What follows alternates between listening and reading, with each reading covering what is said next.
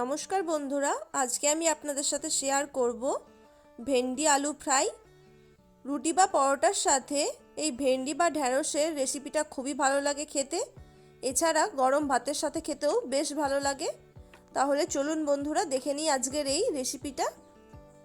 আলু ভেন্ডি ফ্রাই বানানোর জন্য একটা কড়াইয়ের মধ্যে বেশ কিছুটা পরিমাণে সর্ষের তেল দিয়ে দেব। এখানে প্রথমে আমি দুটো আলু ভেজে নেব। এখানে আলুগুলোকে আমি দেখুন একটু পাতলা করে কেটেছি, যাতে আলুগুলো ভাজার সাথে সাথেই সেদ্ধ হয়ে যায়। তেল ভালো মতো গরম হয়ে গেছে, আলুগুলোকে আমি আগে ভেজে নিচ্ছি। ওর মধ্যে দিয়ে দেব হাফ টিস্পুনের মতো লবণ আর হাফ টিস্পুন হলুদ গুঁড়ো।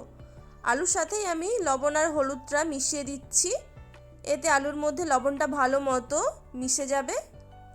আলুগুলোকে এখানে আমি মিডিয়াম ফ্লেমে ভেজে নেব, যাতে আলুগুলো এই পর্যায়ে ভালো মতো সেদ্ধ হয়ে যায়। আমি এখানে আলুগুলো পাতলা করে কেটেছি যাতে তাড়াতাড়ি সেদ্ধ হয়ে যায়। আপনারা চাইলে সেদ্ধ আলু দিয়েও এখানে এই রেসিপিটা করে নিতে পারেন। 2 থেকে 3 মিনিটের জন্য ঢাকা দিয়ে মিডিয়াম ফ্লেমে আলুগুলোকে রান্না করে নিচ্ছি। এতে আলুগুলো ভাজার সাথে সাথে ভালো মতো সেদ্ধ হয়ে যাবে। মাঝে একবার করে ঢাকা খুলে নিয়ে নাড়াচাড়া করে দিচ্ছি, যাতে আলুগুলো পুড়ে না যায়। পুনরায় ঢাকা দিয়ে আলুগুলোকে ভালো মতো ভেজে নেব। কিছুক্ষণ ঢেকে রাখার পর আবার ঢাকনাটা খুলে নিয়েছি। এই পর্যায়ে কিন্তু আলুগুলো ভালো মতো ভাজাও হয়ে গেছে। দেখুন, আলুগুলো ভাজার সাথে সাথে কিন্তু সেদ্ধও হয়ে গেছে। এগুলোকে আমি এবার তেল থেকে ছেঁকে একটা স্ট্রেনারের মাধ্যমে তুলে নেব, যাতে এক্সট্রা তেলটাও ঝরে যায়। এখানে ঢ্যাঁড়সের সাথে আলুগুলোকে ভাজতে গেলে কিন্তু আলুগুলো ঠিক মতো ভাজা হতো না, তাই আলুগুলোকে আমি আগে থেকেই ভেজে নিলাম। আলুগুলো ভেজে তুলে নিয়ে ওই একই কড়াইয়ের মধ্যে আরও কিছুটা পরিমাণে সর্ষের তেল দিয়ে দিয়েছি। তেলের মধ্যে দিয়ে দেব হাফ টিস্পুন গোটা জিরে।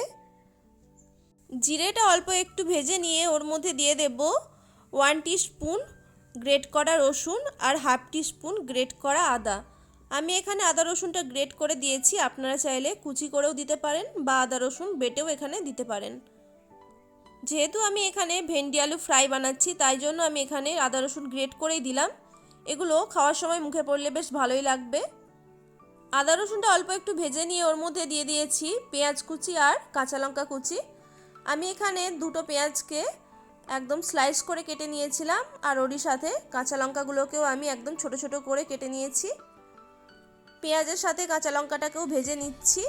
খুব বেশি লাল করে ভাজবো না, অল্প একটু ভেজে নেব, কারণ ঢ্যাঁড়সের সাথে এগুলো আরও ভাজা হবে। পেঁয়াজ অল্প একটু নরম হয়ে গেলে ওর মধ্যে এবার ঢ্যাঁড়সগুলোও দিয়ে দেব। এখানে আমি 500 গ্রাম ঢ্যাঁড়স নিয়েছি, আর দেখুন ঢ্যাঁড়সগুলোকে একটু বড় বড় করে টুকরো করে নিয়েছিলাম। ঢ্যাঁড়সগুলো ভালো করে ধুয়ে নিয়ে তারপরে আমি টুকরো করেছি। মিডিয়াম ফ্লেমেই ঢ্যাঁড়সটা আমি ভাজবো। এখানে একই রকমই আলুর মতোই ঢ্যাঁড়সটাকে আমি মিডিয়াম ফ্লেমে ভাজছি, কারণ ভাজার সাথে সাথে ঢ্যাঁড়সটা ভালো মতো সেদ্ধ হয়ে যাবে। সব কিছুকে আমি ভালো মতো আগে মিশিয়ে দিচ্ছি। এরপরে ঢাকা দিয়ে মিডিয়াম ফ্লেমে ঢ্যাঁড়সটা আমি রান্না করে নেব। এভাবে ঢাকা দিয়ে ঢ্যাঁড়সটা ভেজে নিলে কিন্তু ঢ্যাঁড়সের মধ্যে থাকা কাঁচা গন্ধটাও চলে যাবে, আর ঢ্যাঁড়সটা ভালো মতো সেদ্ধও হয়ে যাবে। 2 থেকে 3 বার এভাবেই আমি ঢাকা দিয়ে ঢ্যাঁড়সটা রান্না করে নেব।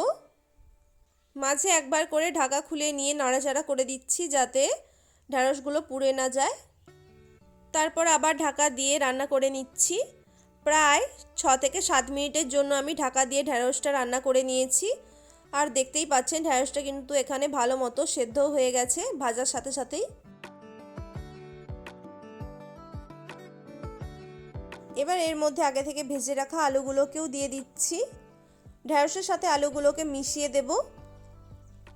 ঢ্যাঁড়স আর আলু আমার ভালো মতো ভাজাও হয়ে গেছে, আর তার সাথে সেদ্ধও হয়ে গেছে, তাই আর রান্না করতে বেশি সময় লাগবে না। এবার এর মধ্যে আমি পরিমাণ মতো লবণ দিয়ে দেব, সাথে দিয়ে দেব হাফ টিস্পুন লঙ্কার গুঁড়ো, দিয়ে দিচ্ছি হাফ টিস্পুন ধনে গুঁড়ো, আর দিয়ে দেব হাফ টিস্পুন জিরে গুঁড়ো। এখানে একটা মশলাদার ফ্লেভার আনার জন্য এই মশলাগুলো আমি অ্যাড করেছি। আর একটু চটপটা ফ্লেভার আনতে চাইলে এর মধ্যে আমচুর পাউডারও অ্যাড করতে পারেন। সব মশলাকে ভালো মতো মিশিয়ে দিচ্ছি। মশলাগুলো ভালো মতো মিশিয়ে দিয়ে সবশেষে ওর মধ্যে দিয়ে দেব একটা টমেটো কুচি, আমি যেহেতু এখানে আমচুর পাউডার ব্যবহার করিনি তাই এখানে আমি টমেটো কুচিটা দিয়ে দিলাম। এখানে আমি একটা ছোট সাইজেরই টমেটো নিয়েছিলাম। টমেটোটা যেহেতু কাঁচা আছে তাই সব কিছুর সাথে ভালো মতো একবার মিশিয়ে দিয়ে ঢাকা দিয়ে 1 থেকে 2 মিনিটের জন্য রান্না করে নেব।